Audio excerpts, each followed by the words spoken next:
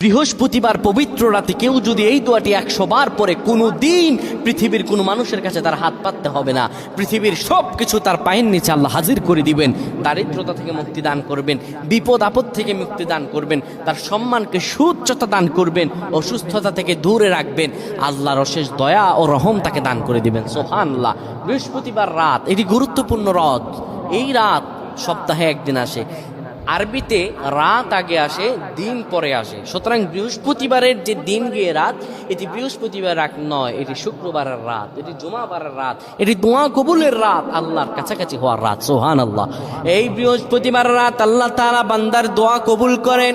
কেউ যদি বৃহস্পতিবার রাতে ঈশা নামাজের পরে পবিত্র হয়ে ইয়া হাইয়ু ইয়া হাইয়ু ইয়া হাইয়ু ইয়া রফিয়ু ইয়া রফিয়ু ইয়া রফিয়ু এই দোয়াগুলো পড়তে পারে 100 বার, আল্লাহ রব্বুল আলামিন তার মর্যাদা বৃদ্ধি করে দিবেন। তার জীবনটাকে আমার আল্লাহ সুন্দরভাবে সাজিয়ে দিবেন।